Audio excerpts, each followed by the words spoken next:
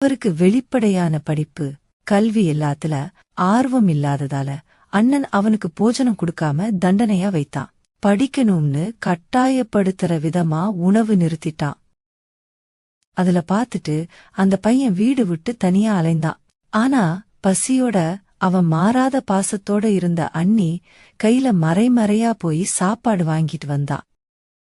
இப்படி ரகசியமா சாப்பாடு வாங்கறதும் பசியோட அவன் வந்ததும் அந்த அண்ணியோட மென்மையான மனசு உருகி போச்சு. கண்ணீர் விட்டு அழுதா. அப்போ கூட தந்தையோட ஆண்டு நினைவு நாள் பண்டிகையில கூட அவன் மறைமறையா சாப்பாடு வாங்க வந்தா. அவளோட பாசமோட சொன்ன வேண்டுகோளுக்கு இணங்க ராமலிங்கம் படிப்புக்கு சீரியஸா ஒத்துக்கிட்டான். அப்புறம் அவனுக்கு பிரத்யேகமா ஒரு அறை கொடுத்தாங்க படிப்பு தியானத்துக்கு.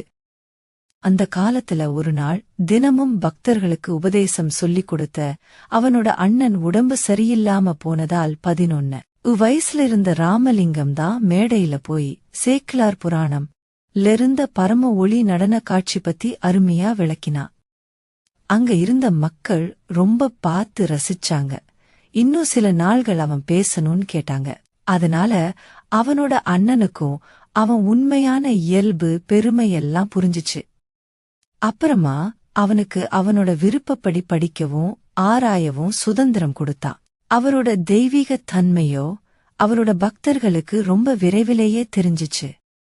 ராமலிங்கம் 11 வயசுலேயே திருவொற்றியூரில் இருந்த சிவன் ஆலயத்துக்கு போய் உடனடியாக உருவான பக்தி பாடல்களை பாட ஆரம்பிச்சான். அந்த பாடல்களில் உருவமற்ற பரம்பொருளை சிவபெருமானாகவும் உமாதேவியாவும் போற்றினான்.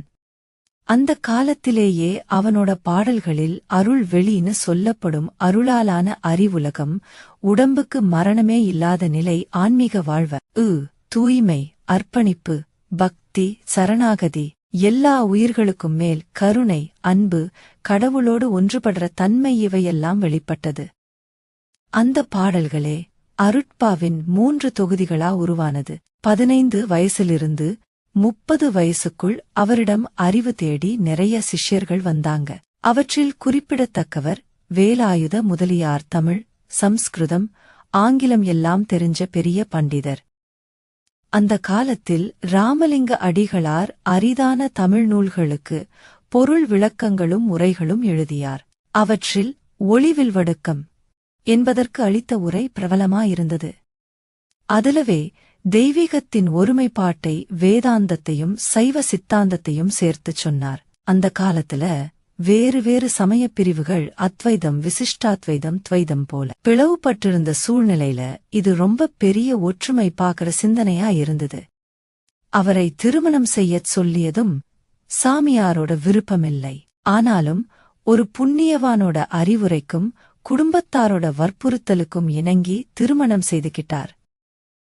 அந்த சந்நியாசி வழியாதான். ஆனாலும் கல்யாணம் நடந்ததிலிருந்தே அவர் மனசு குடும்ப வாழ்க்கையில் எதுவுமே ஈடுபடல. மனைவியையும் ஆன்மீக வாழ்க்கைக்கே திருப்ப நினைச்சார். அவரோட சீடர்களோட சேர்ந்து சிதம்பரத்துக்கு யாத்திரைக்கு போனார். அந்த வழியில காஞ்சிபுரம், புதுச்சேரி, கடலூர் மாதிரி க்ஷேத்திரங்கள்லாம் தரிசனம் பண்ணி தென்னாட்டுல ஒரு சுற்றுல கிட்டத்தட்ட முடிச்சு சிதம்பரத்தில சில நாளங்க தங்கினார். அதுக்கப்புறம் 1858 வருஷம் மூலம சிதம்பரம் அருகில கருங்குழியில சுமார் 9 வருஷம் குடிக்கொண்டார். அங்க அவர் அடிக்கடி சிதம்பரமோட சபையில இருக்கிற நடராச பெருமாளுக்கே அப்படியே மனமார்ந்த பாட்டை தன்னாலே உந்திருந்த பாடலா பாடினாரு. அந்த பாடல்களாலவே அவர் உள்ள ஆழத்திலிருந்த அருள் வெளிச்சத்துக்கும் புற உலக வழிபாட்டுக்கும் வேண்டிய தேவையும் எதுவோ அது கேட்கான நிறைவு கிடைச்சது. சுவாமி ராமலிங்கம் உலகத்துக்கே ஆதாரமான அந்த பேரானந்த நடனத்தோட கடவுளை, அதாவது பிரபஞ்சமே முழுக்க வெளிச்சத்துல அலைக்கடிக்கும் அதிசயமான நடனம்னு போற்றி புகழ்ந்தார். நட்டராசனை அவர் நிறைய பாடல்களிலையும் சீடர்களோட வாக்கு வழி உபதேசத்திலையும் விவரிச்சிருக்கார். நட்டராச பெருமாள் ஒளிக்குள்ள ஒளின்னு அவர் சொல்றார். அந்த தெய்வீக உலக அடித்தளம் 3 சபைங்க. சித் சபை அப்படின்னா உண்மையோட ஞானத்தை முழுக்க உணர்ந்த நிலை. போர் சபை பொன்னுலக நிலை, உண்மையோட ஞானத்தை வேறுபடுத்தி புரிஞ்சுக்கிற நிலை. சமரச சன்மார்க்க சபை, போர் சபைக்கு துணையா நடக்கிற உண்மை ஞான இயக்க நிலை. இந்த 3 சபையையும் சேர்த்துதான் சத்திய ஞான வெளின்னு சுவாமி சொல்றார். அதே மாதிரி சிதம்பரம் அருள்வெளி, அருட்பெருஞ்சோதி வெளி, சுத்த சிவ வெளி, உபயாம்பரம் மாதிரி பேரெல்லாம் இந்த 3 சபையை குறிப்பதுக்கே. இது எல்லாம் சேர்ந்து சூப்பர் மைண்ட் உலகம்னு சொல்லப்படுற நிலைக்கே பொருந்துது. அஜ்ஞா சக்கரம், இதையும் சுவாமி சித் சபை வாயில், சித் சபை அங்கம், சித் சபை என்னே கூட சொல்லுறார். ஆனா அது முதல் நிலை அர்த்தமல்ல, 2ஆம் நிலை அர்த்தம்தான். ஏன்னா அந்த மன அஜ்ஞாதான் ஆழத்தில உள்ள ஆன்மாவையும் உணர வைக்கும். ஆனா அது மேலுலகில இருக்கிற ஞான சபையிலிருந்து தோன்றியதே. அதனாலதான் திருச்சிதம்பலம்னு சொல்லப்படுது. இப்படி சொல்லினால்தான் சுவாமி பாடலில வர்ற வார்த்தை வேறுபாடுகளை கேட்டவங்க குழப்பப்படாமல் புரிஞ்சுக்க முடியும். அதே நேரத்தில சத்திய ஞானம்னு சொல்லப்படுற உண்மை நிலை தொண்டையரது ருமந்திரம் மாதிரி பழமையான தமிழ்ச் சாஸ்திரத்திலேயே வேரூன்றி போய். திருமூலர் 3000 வருஷத்துக்கு முன்னாடி வாழ்ந்தவர். அவருதான் இந்த நாட்டு பக்கம் முதல்ல உடம்பு பழமை அடையாம சாவை தாண்டி மரணமில்லாம வாழலாம், உடம்பு பரிணாமம் அடையாம பரகாயம் மாதிரி ஒரு தெய்வீக உடம்பு கிடைக்கும்னு சொல்லி காட்டினார். அது 37 சூரியனோட தெய்வ ஒளியோட அறிவு இருந்தவங்காலே சாத்தியம்னு சொன்னார். மரணம் சசைவிடல் வன் பரகாயம், இரணஞ்சேர் பூமி இறந்தோர்க்கு அளித்தல், அரணன் திருவுரு ஆதல், 37 கரன் உருகேள்வி கணக்கு அறிந்தோனே.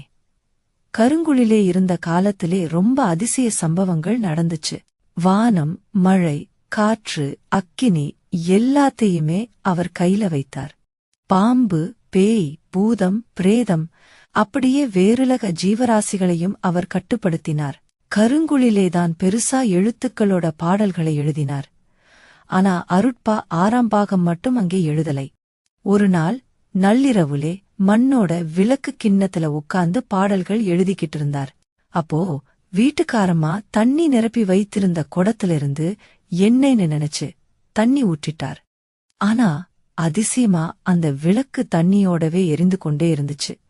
சில நேரம் தாழ்ந்த உலோகத்தை பொன்னா மாற்றி காட்டினார். ஆனா பேராசைப்பட்டவங்களுக்கு இதுல மாட்டிக்காதீங்க, இப்படி தங்கத்து குப்பின் போகாதீங்கன்னு சொல்லி அந்த பொன்னையுமே தூக்கி போட்டார். பெருஞ்சாதி, கர்ப்பப்பை நோய், குஷ்டம், புற்றுநோய் மாதிரி பெருசா நோய்களை எல்லாம் அவர் கொடுத்த புனித விப்பூதியாலே குணமாக்கினார். 1867 அவர் வடலூரிலே குடியிருந்தார். அது கருங்குழிக்கு 2 மைல் தூரம்தான். கடலூர் நெய்வேலி சாலையிலே பாண்டிச்சேரி பக்கம் இருந்து 40 மைல் தூரத்துல இருக்கும் இடம். அங்கேதான் பசிக்காரங்களுக்கு உணவு கொடுக்க தர்மசாலை, ஆன்மீக கல்விக்காக சமரச வேத ஆலை, அதே மாதிரி சத்திய ஞான சபை ஆலயம்னு 3 பேராசிரிய சின்னங்களையும் ஆரம்பிச்சார். அவரோட கடைசி 10 வருஷம்தான் மிகப்பெரிய ஆன்மீக உணவு வந்த காலம். அருட்பெருஞ்சோதின்னு அவர் சொன்ன உண்மை ஒளி, அப்புறம் அத கடந்த நிலை எல்லாமே அவர் 6ஆம் பாகம் அருட்பாவுல எழுதியிருக்கார். முதல் பாகத்துல மகாதேவ மாலை கவிதையிலே அந்த ஒளியோட தரிசனம் ஆரம்பிச்சது. 4ஆம் பாகத்துல அது விரிவா வளர்ந்தது. 6ஆம் பாகத்துலதான் முழுமையா வெளிப்பட்டது. ஜோதி ஆகவல், பொன் வடிவ பெரு, சுத்த சிவநிலைன்னு பேருள்ள பாடல்கள்ல அந்த பேரறிவு பூரணமா எழுதப்பட்டிருக்கு.